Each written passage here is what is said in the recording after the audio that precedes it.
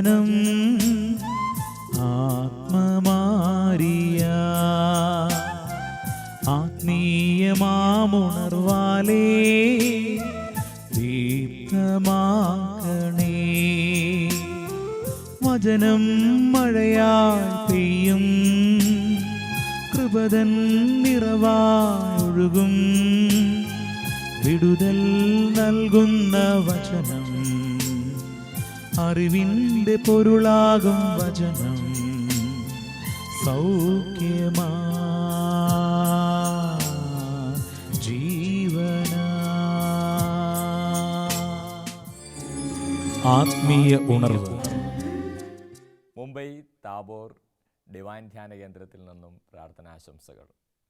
ദൈവത്തിൻ്റെ വചനം ശ്രവിച്ച് കൂടുതൽ അഭിഷേകത്തിലേക്കും ശക്തിയിലേക്കും നമുക്കെല്ലാവർക്കും കടന്നു വരാം. കർത്താവിൻ്റെ തിരുവചനം ഈശോ ഇന്ന് നമുക്ക് തരിക സങ്കീർത്തനം 37:4 മുതലുള്ള തിരുവചനങ്ങൾ. കർത്താവിൽ ആനന്ദിക്കുക, അവിടുന്ന് നിൻ്റെ ആഗ്രഹങ്ങൾ സാധിച്ചു തരും. നിൻ്റെ ജീവിതം കർത്താവിന് ഭരമേൽപ്പിക്കുക, കർത്താവിൽ വിശ്വാസം അർപ്പിക്കുക, അവിടുന്ന് നോക്കിക്കൊള്ളും. അവിടുന്ന് പ്രകാശം പോലെ നിനക്ക് നീതി നടത്തിത്തരും, മധ്യാഹ്നം പോലെ നിൻ്റെ അവകാശവും. കർത്താവിൻ്റെ മുൻപിൽ സ്വസ്ഥനായിരിക്കുക, ക്ഷമാപൂർവം അവിടുത്തെ കാത്തിരിക്കുക. ദുഷ്ടമാർഗം അവലംബിച്ച് അഭിവൃദ്ധിപ്പെടുന്നവനെ കണ്ട് അസ്വസ്ഥനാകേണ്ട. Praise the Lord. ഹല്ലേലൂയ. കർത്താവിൻ്റെ തിരുവചനങ്ങളിലൂടെ കടന്നു പോകുമ്പോൾ ഈശോ നമുക്ക് പറഞ്ഞു തരുന്ന ഒരു വലിയ സത്യമാണ്, നീ കർത്താവിൽ ആനന്ദിക്കുവാൻ തയ്യാറായാൽ അവിടുന്ന് നിൻ്റെ ആഗ്രഹങ്ങൾ സാധിച്ചു തരും. കർത്താവിൽ ആനന്ദിക്കുക, നിൻ്റെ ജീവിതം കർത്താവിന് സമർപ്പിച്ച് കർത്താവിൽ ആനന്ദിക്കുക.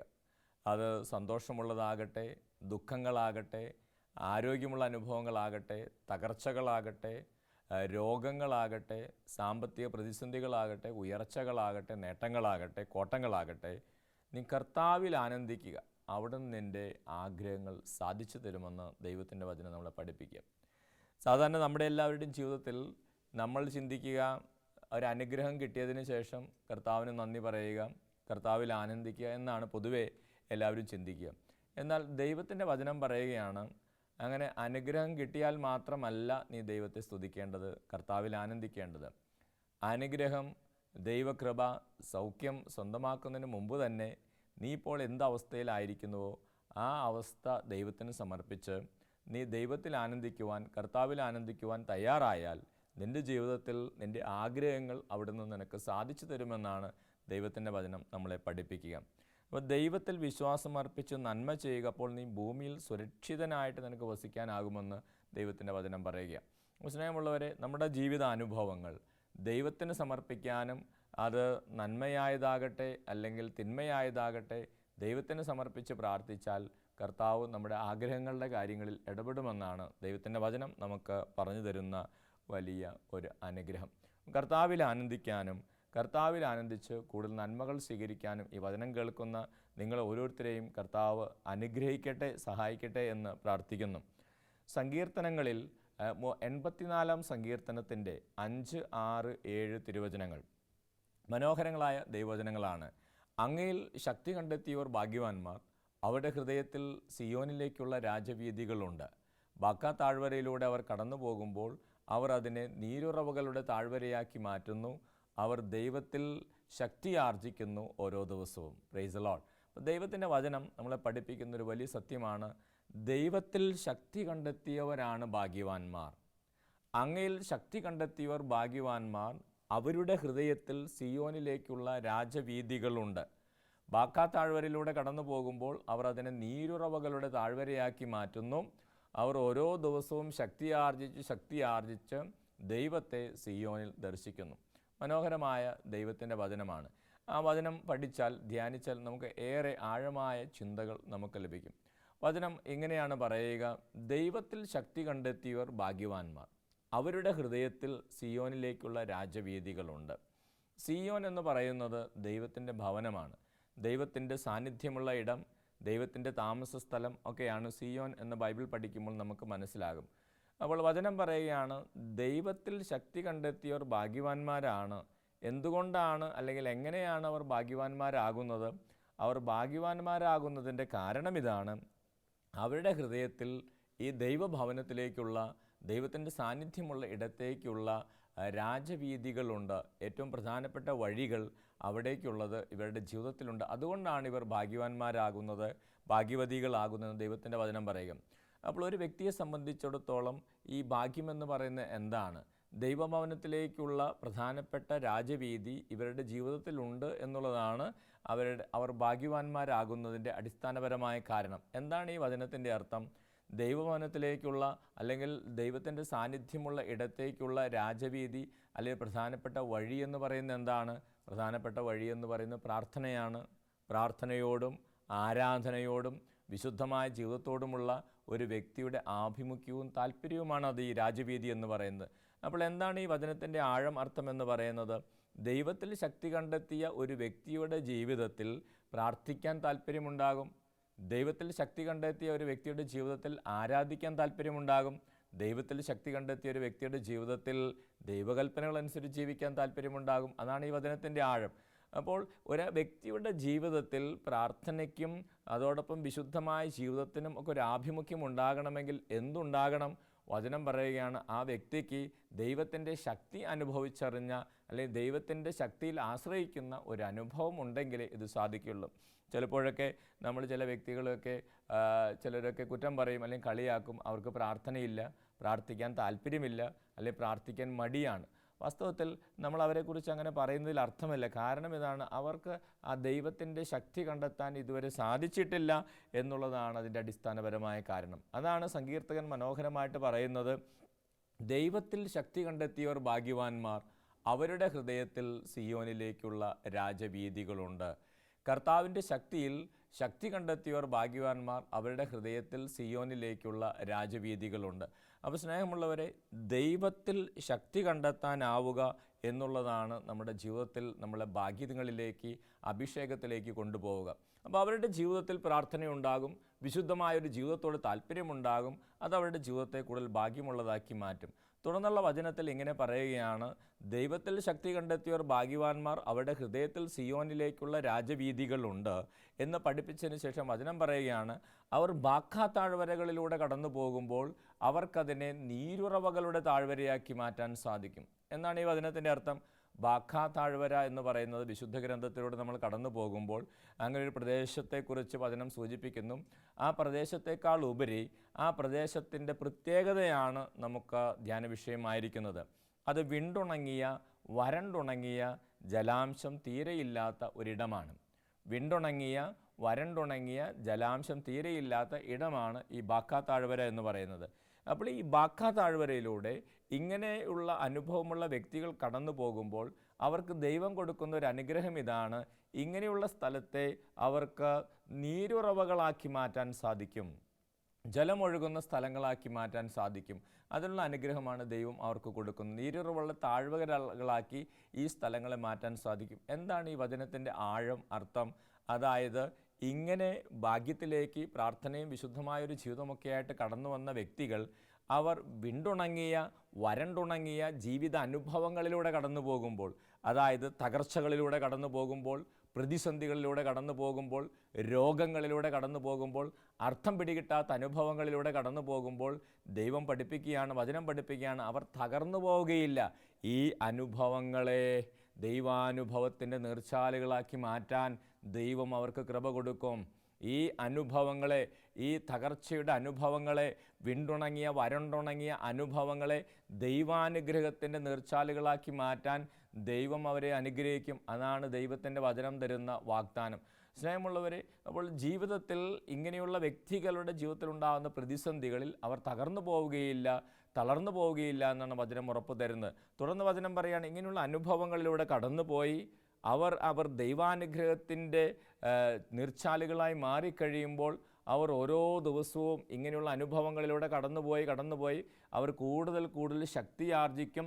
അങ്ങനെ കൂടുതൽ ശക്തി ആർജിച്ച് അവർക്ക് ദൈവഭവനത്തിൽ പ്രവേശിക്കാനും ദൈവത്തെ കാണാനുമുള്ള ഭാഗ്യം ലഭിക്കും. അതാണ് ഈ വചനത്തിൻ്റെ ആഴം. Price the Lord, hallelujah. ഇപ്പോൾ സ്നേഹമുള്ളവർ, ഈ വചനങ്ങളിലൂടെ കടന്നു പോകുമ്പോൾ ദൈവം നമുക്ക് പറഞ്ഞു തരുന്ന വലിയ ആഴമുള്ള ചില ചിന്തകളുണ്ട്.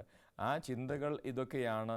നമ്മൾ ഇങ്ങനെയുള്ള ദൈവത്തിൽ ആശ്രയിച്ച് പ്രാർത്ഥനയും വിശുദ്ധമായ ജീവിതമൊക്കെ ആയിട്ട് മുമ്പോട്ട് പോകുമ്പോൾ ചിലപ്പോൾ അതിൻ്റെ ഒരു അടുത്ത സ്റ്റേജാണ്, അടുത്ത ഘട്ടമാണ് ബാക്കാ താഴ്വരകളിലൂടെ കടന്നു പോവുക, അല്ലെങ്കിൽ പ്രതിസന്ധികളിലൂടെ കടന്നു പോവുക, തകർച്ചകളിലൂടെ കടന്നു പോവുക എന്ന്. പക്ഷേ ദൈവം ആ തകർച്ചകളിലും പ്രതിസന്ധികളിലും അവരെ ഉപേക്ഷിക്കുകയില്ല.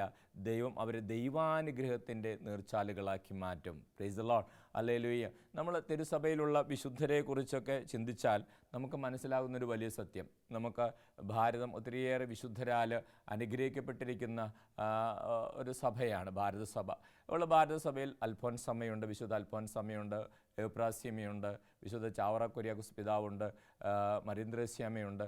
അപ്പോൾ ഇവരുടെയൊക്കെ അതോടൊപ്പം ഒത്തിരിയേറെ വിശുദ്ധരായിട്ടുള്ള വ്യക്തികൾ ഭാരതസഭയിലുണ്ട്.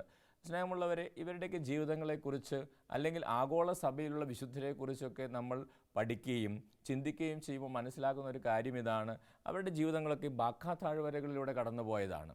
അതായത് വിണ്ടുണങ്ങിയ വരണ്ടുണങ്ങിയ അനുഭവങ്ങൾ അവരുടെ ജീവിതത്തിൽ ധാരാളം ഉണ്ടായിട്ടുണ്ട്.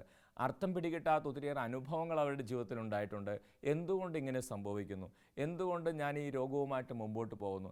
എന്തുകൊണ്ട് എൻ്റെ ജീവിതത്തിൽ ഈ തകർച്ചകൾ സംഭവിക്കുന്നു? അങ്ങനെ എന്തുകൊണ്ട് ഞാൻ ഈ തെറ്റിദ്ധാരണയിലൂടെ കടന്നു പോകുന്നു? ഇങ്ങനെയുള്ള അനുഭവങ്ങൾ ദൈവം സമ്മാനിച്ചിട്ടുള്ള ഒത്തിരിയേറെ വിശുദ്ധരെക്കുറിച്ച് നമ്മൾ വായിക്കുന്നുണ്ട്. പക്ഷേ അവരാരും ആ അനുഭവങ്ങളിൽ തകർന്നില്ല എന്നുള്ളതാണ് ദൈവം നമുക്ക് തരുന്ന വലിയൊരു വാഗ്ദാനം. അവരെല്ലാവരും ആ അനുഭവങ്ങളിലൂടെ ആത്മീയമായിട്ട് കൂടുതൽ വളരുകയും ഉയരുകയും ദൈവാനുഗ്രഹത്തിൻ്റെ നീർച്ചാലുകളായി മാറുകയും ചെയ്യുകയാണ് ചെയ്തത്. Price the Lord, hallelujah. ഒരിക്കൽ കോട്ടയത്ത് ഒരു ബൈബിൾ കൺവെൻഷന് വേണ്ടി പോയിട്ട് തിരിച്ചു വരുന്ന വഴി ഞാൻ പാല ഭരണങ്ങാനത്തുള്ള അൽഫോൻസമ്മയുടെ കബറിടത്തിൽ കയറി പ്രാർത്ഥിക്കുകയാണ്. അപ്പോൾ ഞങ്ങളവിടെ ഈ അൽഫോൻസാമ്മയുടെ കബറിടത്തിൽ കയറി പ്രാർത്ഥിക്കാൻ ചെന്ന സമയത്ത് കേരളത്തിന് പുറമേ നിന്ന് വന്ന ഏതോ ഒരു സിനിമാ സംഘം, അതിൽപ്പെട്ട ഒരു സിനിമാ നടിയും അവരുടെ കൂടെ സുഹൃത്തുക്കളായിട്ടുള്ള ചില സ്ത്രീകളും പെൺകുട്ടികളൊക്കെ ഉണ്ട്. അവരങ്ങനെ കബറിടത്തിൻ്റെ അരികിൽ നിൽക്കുന്നു. അപ്പോൾ ഞങ്ങളവിടെ പ്രാർത്ഥിക്കാൻ ചെന്നപ്പോൾ കണ്ട കാഴ്ച ഇതാണ്. അതിൽ ആ സിനിമാ നടിയായിരിക്കുന്ന ആ കുട്ടി ഈ അൽഫോൻസാമ്മയുടെ കബറിടത്തിൽ അവളങ്ങനെ മുഖം അമർത്തി വെച്ച് ഇങ്ങനെ പൊട്ടി പൊട്ടി കരയുന്നുണ്ട്. അപ്പോൾ അടുത്ത് നിൽക്കുന്ന മറ്റു കൂട്ടുകാരികളൊക്കെ ആ പെൺകുട്ടിയുടെ തോളിൽ കൈവച്ചിട്ടുണ്ട്. അവരിങ്ങനെ പ്രാർത്ഥിക്കുമ്പോൾ ഞങ്ങളിപ്പോൾ ഇവർ എഴുന്നേറ്റ് പോകും, അതിനുശേഷം ചെന്ന് പ്രാർത്ഥിക്കാമെന്ന് കരുതി ഇങ്ങനെ കാത്തു നിന്നെങ്കിലും കുറേ നേരം അവർ അവിടെ തന്നെ ആ പെൺകുട്ടി ആ കബറിടത്തിൽ കിടന്ന് ഇങ്ങനെ പ്രാർത്ഥിക്കുക. അപ്പോൾ എൻ്റെ മനസ്സിലൂടെ ഒത്തിരിയേറെ ചിന്തകൾ കടന്നുപോയി. അതായത് ഈ ലോകത്തിൽ സൗന്ദര്യത്തിനും പണത്തിനും സ്വർണത്തിനും നേട്ടങ്ങൾക്കും അധികാരങ്ങൾക്കും ഒക്കെ പ്രാധാന്യം കൊടുക്കുന്ന ആ സിനിമാ നടി പോലും അവളുടെ അല്പം ആശ്വാസത്തിനും സമാധാനത്തിനും വേണ്ടി അവൾ മുഖമമർത്തി കിടന്ന് കരയുന്നത് ഒരു പാവപ്പെട്ട കന്യാസ്ത്രീയുടെ ശവശരീരത്തിൽ കിടന്നാണ്. ഈ ലോക ജീവിതത്തിൽ ഇതിനൊന്നും വലിയ അർത്ഥമില്ല എന്ന് ചിന്തിച്ച് ഒരു വിശുദ്ധമായ ജീവിതം നയിച്ചിരുന്ന ഒരു പാവപ്പെട്ട കന്യാസ്ത്രീയുടെ ശവശരീരത്തിൽ കിടന്നാണ് ഈ പെൺകുട്ടി, ഈ സിനിമാ നടി കിടന്ന് കരയുന്നത്. തീർച്ചയായിട്ടും നമുക്ക് വിരോധാഭാസമെന്ന് തോന്നാം. കാരണം ഈ ലോകത്തിൽ ഇതിനൊന്നും വലിയ പ്രാധാന്യമില്ലെന്നും അർത്ഥമില്ലെന്നും ഒക്കെ കണ്ടെത്തി ദൈവത്തിന് വേണ്ടി ജീവിച്ച ഒരു കന്യാസ്ത്രീയുടെ ശരീരത്തിൽ കിടന്ന് ഈ പെൺകുട്ടി പ്രാർത്ഥിക്കുമ്പോൾ എന്താണ് നമ്മൾ മനസ്സിലാക്കേണ്ടത്? മനസ്സിലാക്കേണ്ട വലിയൊരു സത്യമുണ്ട്. ഈ പണത്തിനും ഈ സ്വർണത്തിനും ഈ സൗന്ദര്യത്തിനും ഈ നേട്ടങ്ങൾക്കും ഈ പദവികൾക്കും അപ്പുറം മനുഷ്യൻ ആഗ്രഹിക്കുന്ന എന്തൊക്കെയുണ്ട്? അത് ദൈവത്തിൽ ആശ്രയിച്ചും പ്രാർത്ഥിച്ചും കണ്ടെത്തിയ ഒരു സിസ്റ്ററിൻ്റെ അരികിലാണ് ആ പെൺകുട്ടി കിടന്ന് പ്രാർത്ഥിക്കുന്നത്. അപ്പോൾ സ്നേഹമുള്ളവരെ, അതാണ് ആ വചനത്തിൻ്റെ ആഴം. ഒരുപക്ഷെ സഹനങ്ങളിലൂടെ തകർച്ചകളിലൂടെയൊക്കെ കടന്നു പോയപ്പോൾ ഈ സിസ്റ്റർ വിശ്വസിച്ചത് തന്നെയാണ്, ഇതൊക്കെ ദൈവാനുഗ്രഹത്തിൻ്റെ നീർച്ചാലുകളായി മാറാൻ എന്നെ സഹായിക്കും. അത് ഉറച്ച വിശ്വാസമായിരുന്നു, അൽഫോൻസാമ്മയുടെ ഉറച്ച വിശ്വാസമായിരുന്നു. ഇതൊക്കെ ഈ സഹനങ്ങളും രോഗങ്ങളും തകർച്ചകളും പ്രതിസന്ധികളും കാരണമില്ലാത്ത തെറ്റിദ്ധാരണകളും എല്ലാം ഒരു ദിവസം ദൈവാനുഗ്രഹത്തിൻ്റെ നീർച്ചാലുകളായി മാറും എന്നുള്ളൊരു ഉറച്ച ബോധ്യം ആ സിസ്റ്ററിനുണ്ടായിരുന്നു. അതുകൊണ്ടാണ് ഇന്ന് 10,000-കണക്കിന് ആളുകൾ അവിടെ ചെന്ന് ആ കബറിടത്തിന് മുമ്പിൽ നിന്ന് പ്രാർത്ഥിക്കുമ്പോൾ അവർ രോഗസൗഖ്യവും അഭിഷേകവും സ്വീകരിച്ച് അവിടുന്ന് സന്തോഷത്തോടെ ഇറങ്ങിപ്പോകുന്നത്. സ്നേഹമുള്ളവരെ, ഇന്ന് നമ്മൾ ഭരണങ്ങാനത്ത് ചെല്ലുമ്പോൾ, ഈ ദിവസങ്ങളിൽ നമ്മൾ ഭരണങ്ങാനത്ത് ചെല്ലുമ്പോൾ നമ്മൾ അവിടെ കാണുന്ന കാഴ്ച എന്താണ്? അവിടെ എത്ര ഉന്നത സ്ഥാനങ്ങളിൽ ഇരിക്കുന്നവരാണ് വന്ന് പ്രാർത്ഥിക്കുന്നത്.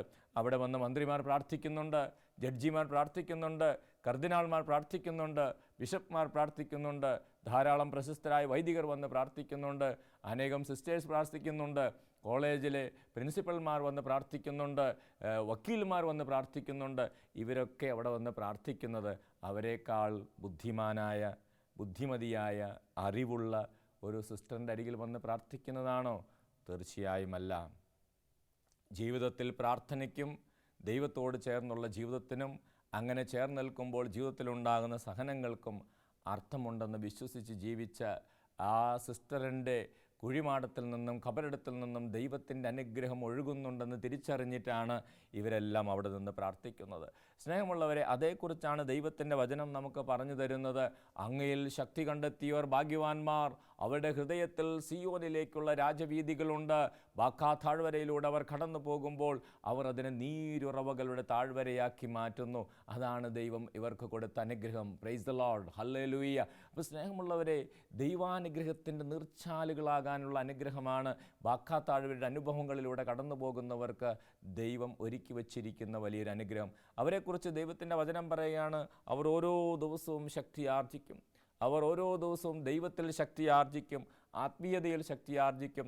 അങ്ങനെ അവർ ദൈവത്തെ സിയോനിൽ ദർശിക്കുന്ന അവസ്ഥയിലേക്ക് അവർ വളരുമെന്ന് കർത്താവിൻ്റെ തിരുവചനം നമ്മളെ പഠിപ്പിക്കുകയാണ്. Price the Lord, hallelujah. അപ്പോൾ സ്നേഹമുള്ളവരെ, നമ്മുടെ ഓരോരുത്തരുടെയും ജീവിതത്തിൽ ദൈവത്തെ അറിഞ്ഞ് പ്രാർത്ഥനയും വിശുദ്ധമായൊരു ജീവിതവുമായിട്ട് മുമ്പോട്ട് പോകുമ്പോൾ തീർച്ചയായും ബാക്കാ താഴ്വരയുടെ അനുഭവങ്ങളുണ്ടാകാം, തകർച്ചയുടെ അനുഭവങ്ങളുണ്ടാകാം, തളർച്ചയുടെ അനുഭവങ്ങളുണ്ടാകാം, രോഗങ്ങളുണ്ടാകാം, പ്രതിസന്ധികളുണ്ടാകാം. അപ്പോൾ നമ്മൾ തിരിച്ചറിയേണ്ട ഒരു വലിയ സത്യമുണ്ട്. അതൊന്നും ദൈവം നമ്മളെ കൈവിട്ടതിൻ്റെ ലക്ഷണങ്ങളല്ല. അതൊന്നും ദൈവം നമ്മളെ അനുഗ്രഹിക്കാത്തതിൻ്റെ ലക്ഷണങ്ങളല്ല. വിൻസെൻഷ്യൻ സഭയുടെ സ്വർഗീയ മധ്യസ്ഥനായ വിശുദ്ധ വിൻസെൻ്റ് ഇപ്പോൾ തൻ്റെ വൈദികർക്ക് കൊടുക്കുന്ന ഉപദേശങ്ങൾ വളരെ മനോഹരങ്ങളായ ഉപദേശങ്ങളാണ്. ഒരിക്കൽ അദ്ദേഹം തൻ്റെ വൈദികർക്ക് കൊടുക്കുന്ന ഉപദേശങ്ങളിലെ ഒരു മനോഹരമായ ഉപദേശം വായിക്കാനിടവന്നു. അദ്ദേഹത്തിൻ്റെ വൈദികർ പല മിഷൻ പ്രദേശങ്ങളിലൊക്കെ പോയി ഒത്തിരിയേറെ രോഗങ്ങളും പ്രതിസന്ധികളൊക്കെ നേരിട്ട് ചിലർ പെട്ടെന്ന് മരിച്ചു പോവുകയും രോഗികളാവുകയൊക്കെ ചെയ്തപ്പോൾ ചിലരുടെയെങ്കിലും മനസ്സ് മടുത്തു, ചിലർക്കെങ്കിലും അവരുടെ തീഷ്ണത കുറഞ്ഞു. അപ്പോൾ വിശുദ്ധ വിൻസെൻ്റ് ഇപ്പോൾ അവർക്ക് കൊടുക്കുന്ന മനോഹരമായൊരു ഉപദേശമുണ്ട്. പ്രിയപ്പെട്ട സഹോദരങ്ങളെ, ആരുടെയെങ്കിലും ജീവിതത്തിൽ ഒരു കാരണവും കൂടാതെ രോഗവും മറ്റ് പ്രതിസന്ധികളും മറ്റ് പ്രശ്നങ്ങളുമൊക്കെ ഉണ്ടെങ്കിൽ അവർ ചിന്തിക്കേണ്ടത് ദൈവം തങ്ങളെ കൈവിട്ടു എന്നല്ല. അവർ ചിന്തിക്കേണ്ടത് എന്തോ ഒരു വലിയ കാര്യത്തിനായി ദൈവം അവരെ തിരഞ്ഞെടുത്തിട്ടുണ്ട് എന്നാണ് മനസ്സിലാക്കേണ്ടത്. Price the Lord. എത്ര മനോഹരമായ ആഴമുള്ള ദൈവികമായ ചിന്തയാണ് വിശുദ്ധ വിൻസെൻ്റ് ഇപ്പോൾ തരുന്നത്. ആരുടെയെങ്കിലും ജീവിതത്തിൽ ഒരു കാരണവും കൂടാതെ തകർച്ചകളും പ്രതിസന്ധികളും രോഗങ്ങളും നഷ്ടങ്ങളും കോട്ടങ്ങളും ഉണ്ടാകുന്നുണ്ടെങ്കിൽ ദൈവം തങ്ങളെ കൈവിട്ടു എന്നല്ല ചിന്തിക്കേണ്ടത്. ദൈവം എന്തോ വലിയ കാര്യത്തിനായി എന്നെ തിരഞ്ഞെടുത്തിട്ടുണ്ട് എന്നാണ് മനസ്സിലാക്കേണ്ടത്. എത്രയോ വലിയ ആഴമേറിയ ആത്മീയ ചിന്ത വിശുദ്ധ വിൻസെൻ്റ് ഈ ചിന്തയിലൂടെയാണ് തൻ്റെ വൈദികരെ ശക്തിപ്പെടുത്തിയത്. സ്നേഹമുള്ളവരെ, ആ ചിന്ത മനോഹരമാണ്. അത് പരിശുദ്ധാത്മാവ് കൊടുക്കുന്ന ചിന്തയാണ്. കാരണം ജീവിതത്തിൽ ഒരു കാരണവുമില്ലാതെ തകർച്ചകളിലൂടെ കടന്നു പോകുമ്പോൾ നമ്മളും ജീവിതത്തിൽ സങ്കടപ്പെട്ട് ദൈവത്തോട് ചോദിക്കാം, എന്താ ഇങ്ങനെയൊക്കെ സംഭവിക്കുന്നത്, എന്താ എൻ്റെ കുടുംബത്തിൽ ഇങ്ങനെയൊക്കെ സംഭവിക്കുന്നത്, എന്താ എൻ്റെ ജീവിതത്തിൽ ഇങ്ങനെയൊക്കെ സംഭവിക്കുന്നത്. അർത്ഥം പിടികിട്ടാതെ ഒരുപക്ഷെ നമ്മൾ അന്തിച്ചു നിൽക്കുമ്പോൾ ദൈവത്തിൻ്റെ ശക്തി നമുക്ക് പറഞ്ഞു തരുന്നൊരു വലിയ സത്യമുണ്ട്. ആ ദൈവം നിന്നെ കൈവിട്ടതിൻ്റെ ലക്ഷണങ്ങളല്ല. ദൈവം നിന്നെ കൈവിട്ടതിൻ്റെ ലക്ഷണങ്ങളല്ല, ദൈവം നിന്നെ തിരഞ്ഞെടുത്തതിൻ്റെ ലക്ഷണങ്ങളാണ്. എന്തോ ഒരു വലിയ കാര്യം. അല്ലെങ്കിൽ അൽഫോൻസാമ്മയെക്കുറിച്ച് നമ്മൾ ചിന്തിക്കുമ്പോൾ, അൽഫോൻസാമ്മ കടന്നുപോയ രോഗങ്ങളും പ്രതിസന്ധികളെക്കുറിച്ച് ചിന്തിക്കുമ്പോൾ നമുക്ക് മനസ്സിലാവുക, ദൈവം കൈവിട്ട ഒരു സിസ്റ്ററായിട്ടേ നമുക്ക് ജീവിതകാലത്ത് അൽഫോൻസയെ മനസ്സിലാക്കാൻ സാധിക്കുകയുള്ളൂ. എന്നാൽ ദൈവം കൈവിട്ടതിൻ്റെ ലക്ഷണങ്ങളായിരുന്നില്ല, അത് ദൈവം തിരഞ്ഞെടുത്തതിൻ്റെ ലക്ഷണങ്ങളായിരുന്നു. എന്തോ വലിയ കാര്യങ്ങൾക്കായിട്ട് ദൈവം അന്ന് അൽഫോൻസമ്മയെ തിരഞ്ഞെടുത്തതിൻ്റെ അടയാളങ്ങളായിരുന്നു അവളുടെ ജീവിതത്തിലെ കാരണങ്ങളില്ലാത്ത സഹനങ്ങളും തകർച്ചകളും തെറ്റിദ്ധാരണകളും. സ്നേഹമുള്ളവരെ, അതാണ് ഈ വചനത്തിൻ്റെ ആഴം. അപ്പോൾ ജീവിതത്തിൽ തകർച്ചകളിലൂടെ പ്രതിസന്ധികളിലൂടെ രോഗങ്ങളിലൂടെയൊക്കെ നമ്മൾ കടന്നു പോകുമ്പോൾ നീ ദൈവത്തിൽ ശക്തി കണ്ടെത്തിയ ഒരു വ്യക്തിയാണോ? നീ പ്രാർത്ഥനയുള്ള ഒരു വ്യക്തിയാണോ? ദൈവകൽപ്പനകളനുസരിച്ച് ജീവിക്കുന്ന ഒരു വ്യക്തിയാണോ? വിശുദ്ധമായ ജീവിതത്തോട് ആഭിമുഖ്യമുള്ള വ്യക്തിയാണോ? നീ തളരരുത്, തകരരുത്. കാരണം ദൈവത്തിന് നിന്നെക്കുറിച്ച് വലിയൊരു പദ്ധതിയുണ്ട്. ദൈവത്തിന് നിന്നിലൂടെ പ്രവർത്തിക്കാൻ എന്തൊക്കെയോ കാര്യങ്ങളുണ്ട്. അതാണ് നീ തിരിച്ചറിയേണ്ടത്. ജോബിൻ്റെ പുസ്തകത്തിലൂടെ നമ്മൾ കടന്നു പോകുമ്പോൾ നീതിമാനായ മനുഷ്യനെക്കുറിച്ച് നമ്മൾ എന്തൊക്കെയാണ് വായിക്കുന്നത്? അദ്ദേഹത്തിന് എന്തെല്ലാം നഷ്ടങ്ങളാണ് ഉണ്ടായത്, അദ്ദേഹത്തിന് മക്കൾ നഷ്ടപ്പെട്ടു പോയി, സമ്പത്ത് നഷ്ടപ്പെട്ടു പോയി, വളർത്തുമൃഗങ്ങൾ നഷ്ടപ്പെട്ടു പോയി, അദ്ദേഹം രോഗിയായി മാറി. അദ്ദേഹത്തിൻ്റെ സ്വന്തം ഭാര്യ പോലും അദ്ദേഹത്തോട് ചോദിച്ചു, ഇനിയും നിങ്ങൾ ദൈവത്തെ മഹത്വപ്പെടുത്തി ജീവിക്കാതെ ഇനിയെങ്കിലും ദൈവത്തെ പഴിച്ച് മരിക്കാൻ നോക്കും മനുഷ്യ. അതായിരുന്നു അദ്ദേഹത്തിൻ്റെ ഭാര്യ അദ്ദേഹത്തോട് പറഞ്ഞത്. എന്നാൽ ജോബ് ദൈവത്തിൽ ഉറച്ചു നിന്നു, ദൈവത്തിൽ ആശ്രയിച്ചു നിന്നു. ജോബിൻ്റെ പുസ്തകം 1-ാം അധ്യായം 22-ാം തിരുവചനത്തിൽ നമ്മളിങ്ങനെ വായിക്കും. ജോബ് അവിടെ ഇപ്രകാരം ജോബിനെക്കുറിച്ച് വചനം എഴുതിയിരിക്കുകയാണ്: ഇതുകൊണ്ടൊന്നും ജോബ് ദൈവത്തെ പഴിക്കുകയോ പാപം ചെയ്യുകയോ ചെയ്തില്ല. ഇതുകൊണ്ടൊന്നും ജോബ് ദൈവത്തെ പഴിക്കുകയോ പാപം ചെയ്യുകയോ ചെയ്തില്ല. എത്രയോ മനോഹരമായ ദൈവത്തിൻ്റെ വചനം. എന്തുകൊണ്ടാണ് വചനം അങ്ങനെ പറയുന്നത്? ജോബിൻ്റെ സ്ഥാനത്ത് മറ്റാരെങ്കിലും ആയിരുന്നെങ്കിൽ ദൈവത്തെ പഴിച്ചാനേ. ജോബിൻ്റെ സ്ഥാനത്ത് ഒരുപക്ഷെ നമ്മൾ ആരെങ്കിലും ആയിരുന്നെങ്കിൽ ദൈവത്തെ പഴിച്ചാനേ, ദൈവത്തിൽ നിന്ന് അകന്നാനേ. എന്നാൽ ദൈവത്തിൻ്റെ വചനം പറയുകയാണ്, ഇതുകൊണ്ടൊന്നും ജോബ് ദൈവത്തെ പഴിക്കുകയോ ദൈവത്തിൽ നിന്ന് അകലുകയോ ചെയ്തില്ല. ജോബിന് ഈ ഒരു ആത്മീയ ജ്ഞാനമുണ്ടായിരുന്നു. അതുകൊണ്ടാണ് ജോബ് പറഞ്ഞത്, ദൈവം തന്നു ദൈവം എടുത്തു എന്ന് പറഞ്ഞ് ദൈവത്തിൽ ആശ്രയിച്ച് നിന്നത്. ജോബിന് ഈ വലിയ ആത്മീയ ജ്ഞാനമുണ്ടായിരുന്നു. ദൈവം അറിയാതെ ഒന്നും തൻ്റെ ജീവിതത്തിൽ സംഭവിക്കുകയില്ല എന്നുള്ള വലിയ വിശ്വാസത്തിൻ്റെ ആഴം ജോബിനുണ്ടായിരുന്നു.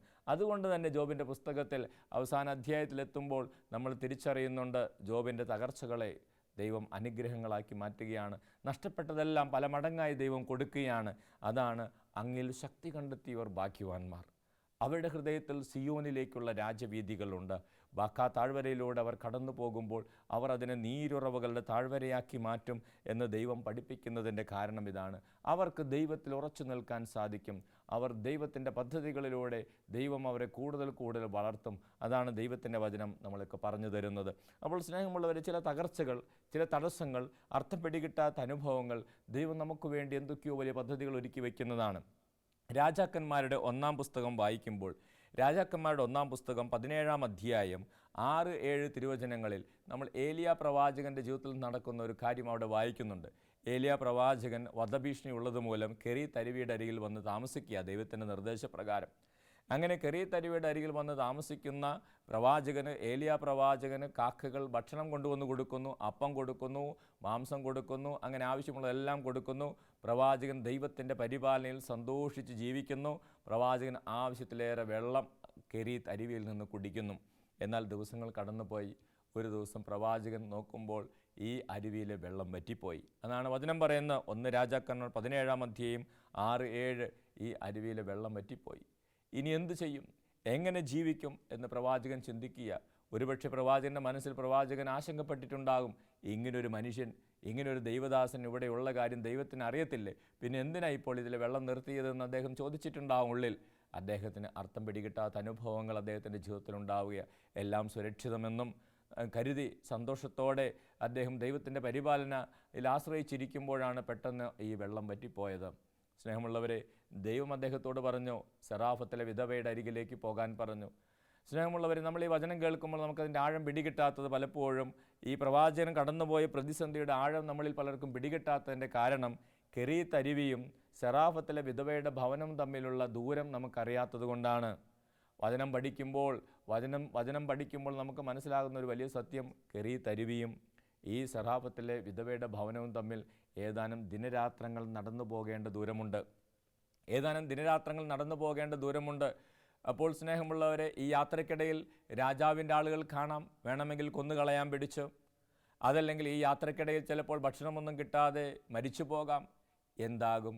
ഒരു അരക്ഷിതാവസ്ഥയിലൂടെ കടന്നു പോവുകയാണ് പ്രവാചകൻ. ഇനി എന്തു സംഭവിക്കാം ജീവിതത്തിൽ? ഒരു അരക്ഷിതാവസ്ഥയിലൂടെ കടന്നു പോവുകയാണ്. എന്നാൽ ദൈവത്തിൽ അദ്ദേഹം ആശ്രയിച്ചു. അദ്ദേഹം ദൈവത്തിൽ ആശ്രയിച്ച് ദൈവത്തിൻ്റെ വചനം പോലെ അദ്ദേഹം സെറാഫത്തിലേക്ക് നടക്കുകയാണ്. അങ്ങനെ ഏറെ ആശങ്കകളോടുകൂടെ അദ്ദേഹം നടന്ന് സെറാഫത്തിലെ വിധവയുടെ ഭവനത്തിലെത്തുമ്പോൾ അവിടെ വലിയ ദൈവാനുഗ്രഹത്തിലൂടെ അദ്ദേഹം കടന്നു ചെല്ലുകയാണ്. സ്നേഹമുള്ളവരെ, അവിടെ ദൈവം അദ്ദേഹത്തിന് വേണ്ടി ഒരുക്കി വച്ചിരുന്നത് അതുവരെ അദ്ദേഹം അനുഭവിച്ചിരുന്നതിനേക്കാളും കൂടുതൽ മനോഹരമായ കാര്യങ്ങളാണ്. അതിനേക്കാൾ നല്ല ഭക്ഷണവും അനുഗ്രഹങ്ങളുമാണ്. മരിച്ചവരെ ഉയർപ്പിക്കാനുള്ള അനുഗ്രഹം പോലും, മരിച്ചവർക്ക് പോലും ജീവൻ കൊടുക്കാനുള്ള അനുഗ്രഹം പോലും നൽകി ദൈവം ഈ പ്രവാചകനെ ആത്മീയമായിട്ട് കൂടുതൽ വളർത്തുകയാണ്. സ്നേഹമുള്ളവരെ, തുടർന്ന് പ്രവാചകൻ്റെ ജീവിതത്തിൽ വലിയ വലിയ അനുഗ്രഹങ്ങളും അടയാളങ്ങളും നമ്മൾ കാണുകയാണ്. അപ്പോൾ ഒരു പക്ഷേ ഈ പ്രവാചകൻ്റെ ജീവിതത്തിലൂടെ കടന്നു പോകുമ്പോൾ നമ്മൾ മനസ്സിലാക്കുന്ന ഒരു കാര്യം, ഈ ഒരു അരക്ഷിതാവസ്ഥയുടെ സമയം ഇതുപോലെ നമ്മുടെ ഓരോരുത്തരുടെയും ജീവിതത്തിൽ നമ്മൾ സന്തോഷിച്ചു കൊണ്ടിരിക്കുന്ന, നമ്മൾ ആനന്ദിച്ചു കൊണ്ടിരിക്കുന്ന, സുരക്ഷിതമാണെന്ന് കരുതിക്കൊണ്ടിരിക്കുന്ന കെറിത്തരുവി വേണമെങ്കിൽ ഒരു ദിവസം വറ്റിപ്പോകാം. ജോലി നഷ്ടപ്പെട്ടു പോകാം, ആരോഗ്യം നഷ്ടപ്പെട്ടു പോകാം, നമ്മൾ ആശ്രയിക്കുന്നവർ നമ്മൾ ഉപേക്ഷിക്കാം. പെട്ടെന്ന് ഒരു ദിവസം കെറിത്തരുവി നമുക്ക് നഷ്ടപ്പെട്ടു പോകാം. കെറിത്തരുവിയിലെ വെള്ളം ഒരു ദിവസം വറ്റിപ്പോകാം. സ്നേഹമുള്ളവരെ, ആ അരുവിയിലെ വെള്ളം വറ്റുമ്പോൾ നമ്മൾ ആശങ്കപ്പെടരുത്. ദൈവം നമുക്ക് വലിയൊരു പദ്ധതി ഒരുക്കി വച്ചിട്ടുണ്ട്. പ്രവാചകനെ പോലെ അരക്ഷിതാവസ്ഥയിലേക്ക് ഇറങ്ങി നടക്കുവാൻ, ആ ഇരുട്ടിലേക്ക് ഇറങ്ങി നടക്കുവാൻ, ദൈവം പറയുന്ന ഇടങ്ങളിലേക്ക് സഞ്ചരിക്കുവാൻ ധൈര്യം കാണിച്ചാൽ തീർച്ചയായിട്ടും ദൈവം ഒരുക്കി വച്ചിരിക്കുന്ന വലിയ അനുഗ്രഹങ്ങൾ സ്വന്തമാക്കാൻ നമുക്ക് സാധിക്കും. അതാണ് ദൈവത്തിൻ്റെ വചനം പഠിപ്പിക്കുക. അവർ ബാക്കാത്തടവരയിലൂടെ കടന്നു പോകും, പക്ഷേ ദൈവം അവരെ തകർത്ത് കളയുകയില്ല. അവർ ദൈവാനുഗ്രഹത്തിൻ്റെ നീർച്ചാലുകളാക്കി മാറ്റും. ദൈവം ആത്മീയമായി വളർത്തുന്ന അനേകരുടെ ജീവിതത്തിൽ കാണുന്നൊരു വലിയ സത്യമാണ്. ദൈവം കൂടുതൽ കൂടുതൽ വളർച്ച നൽകുന്നതിന് മുമ്പ് ചില പ്രയാസങ്ങളിലൂടെ അവരെ കടത്തിക്കൊണ്ടുപോകാറുണ്ട്. ചില പ്രയാസങ്ങളിലൂടെ, ചില ദുരിതങ്ങളിലൂടെ അവരെ കൊണ്ടുപോകാറുണ്ട്. അത് തകർത്ത് കളയാനല്ല, കൂടുതൽ വളർത്താനും ഉയർത്താനുമാണ്. സ്നേഹമുള്ളവരെ, ഈ വചനത്തിൻ്റെ ആഴം തിരിച്ചറിയാൻ പരിശുദ്ധാത്മാവെ ഞങ്ങളെ സഹായിക്കണമേ എന്ന് നമുക്ക് പ്രാർത്ഥിക്കാം. നമുക്ക് അല്പസമയം കണ്ണുകളടച്ച് പ്രാർത്ഥിക്കാം. കർത്താവായ യേശുവേ, ഞങ്ങളുടെ ജീവിതങ്ങൾ അങ്ങയുടെ കരങ്ങളിൽ സമർപ്പിച്ച് പ്രാർത്ഥിക്കുന്നു. അങ്ങയിൽ ശക്തി കണ്ടെത്തിയവർ ഭാഗ്യവാന്മാർ. അവരുടെ ഹൃദയത്തിൽ സിയോനിലേക്കുള്ള രാജ്യവേദികളുണ്ട്. ബാക്കാ താഴ്വരയിലൂടെ കടന്നു പോകുമ്പോൾ അവർക്കതിനെ നീരുറവുകളുടെ താഴ്വരയാക്കി മാറ്റാൻ സാധിക്കും. ഓരോ ദിവസവും അവരെ ശക്തിപ്പെടും. അവർ ദൈവത്തെ സിയോനിൽ കാണും. കർത്താവ്, ഈ വചനത്തിൻ്റെ ആഴം ഗ്രഹിക്കുവാൻ ഞങ്ങളെ സഹായിക്കണമേ. ജീവിതത്തിൻ്റെ എല്ലാ അനുഭവങ്ങളിലും, തകർച്ചകളിലും തളർച്ചകളിലും കർത്താവിൽ ആനന്ദിക്കുവാൻ എന്നെ സഹായിക്കണമേ. കർത്താവിൽ ആനന്ദിക്കുവാനും കർത്താവിൻ്റെ കൃപകൾ സ്വന്തമാക്കുവാനും ഈ വചനം കേട്ടുകൊണ്ടിരിക്കുന്ന ഓരോ മകനെയും മകളെയും സഹായിക്കണമേ എന്ന് പ്രാർത്ഥിക്കുന്നു. പിതാവിൻ്റെയും പുത്രൻ്റെയും പരിശുദ്ധാത്മാവിൻ്റെയും നാമത്തിൽ ആമേൻ. ശുദ്ധാത്മാവേ വേഗം വരണേ, പരിശുദ്ധാത്മാവേ എന്നിൽ വരണേ. പരിശുദ്ധാത്മാവേ വേഗം വരണേ, പരിശുദ്ധാത്മാവേ എന്നിൽ വരണേ. ആരാധിക്കുന്നു ഞങ്ങൾ, ആരാധിക്കുന്നു